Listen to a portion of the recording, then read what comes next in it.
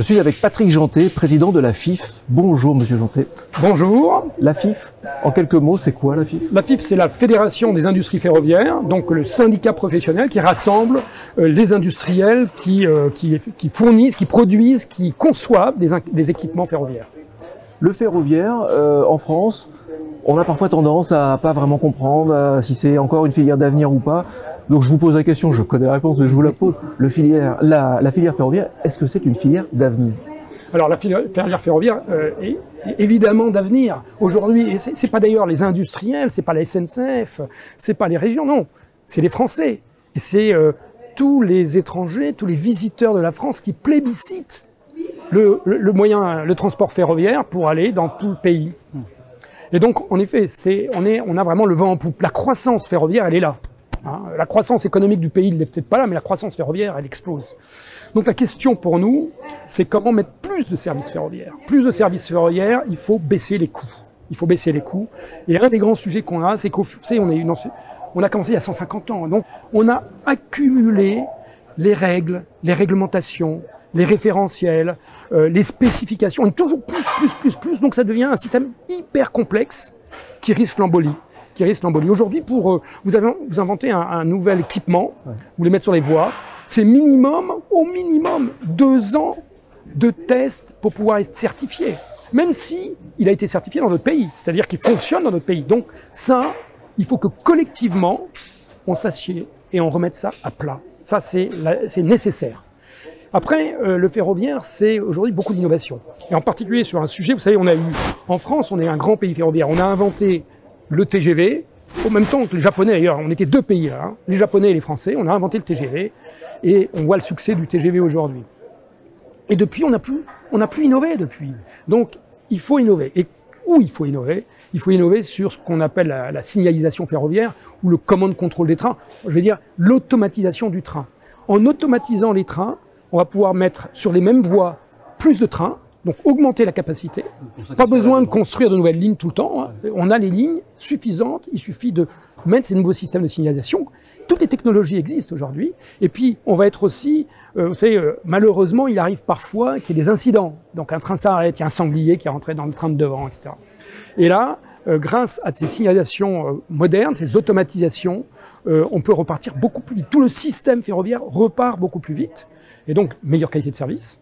Et puis derrière, enfin, on améliore aussi la sécurité ferroviaire qui, même si aujourd'hui, si je compare les moyens de transport, elle est une des plus performantes, avec ça, on l'améliore encore, si vous voulez. Hein, donc, c'est l'ensemble de ce système-là. Donc, on est dans un monde de la tech. Le ferroviaire, aujourd'hui, est en train de changer de paradigme, et c'est un monde de la tech. Les industriels sont là, les startups sont là, les universitaires sont là, les élus sont là aussi, tout le monde est là.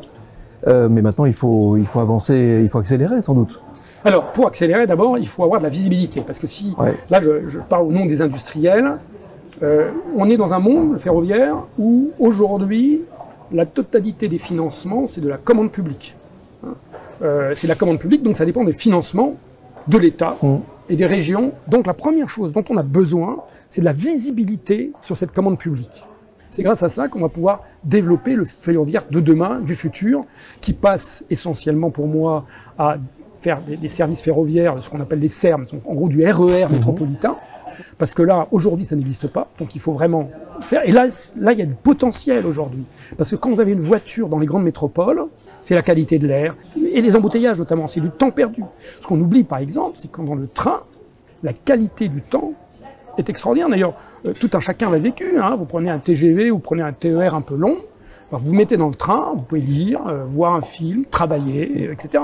C'est pour ça que je dis que c'est vraiment un moyen de transport d'avenir.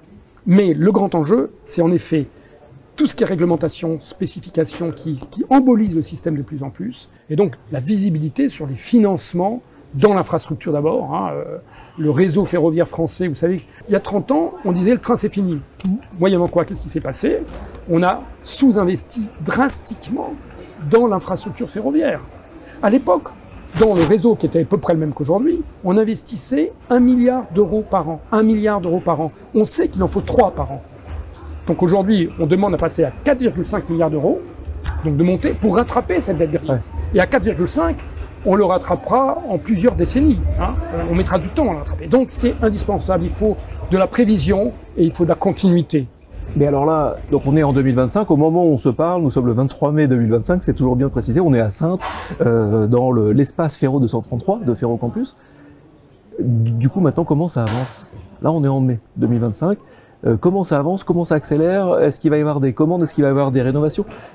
Où est-ce qu'on en est? Bon, d'abord, force est de reconnaître que depuis 4-5 ans, il y a une croissance très forte des investissements dans le ferroviaire, aussi bien sur l'infrastructure ferroviaire que sur les matériels roulants, avec beaucoup de commandes, beaucoup de l'Île-de-France, mais aussi des régions. Donc ça, on a une croissance. Donc les industriels aujourd'hui, ils ont des carnets de commandes qui sont plutôt bien remplis. Mais à cause de cette difficulté dont je parlais, de ces surspécifications de la SNCF, de ces réglementations très complexes, aujourd'hui, la plupart des industriels ont des problèmes de trésorerie et perdent de l'argent. Donc on ne peut pas continuer. Donc ça, il faut le régler, ça. Le deuxième sujet, c'est que c'est l'avenir. Donc ça, pour l'instant, il y a des financements. Mais sont-ils pérennes? Quand on voit les finances de notre pays, on peut se poser la question. Et donc le ministère des Transports et le Premier ministre a lancé une conférence de financement qui s'appelle Ambition France Transport. Il se trouve que la Fédération des industries ferroviaires appartient à l'atelier qui traite du financement des infrastructures ferroviaires.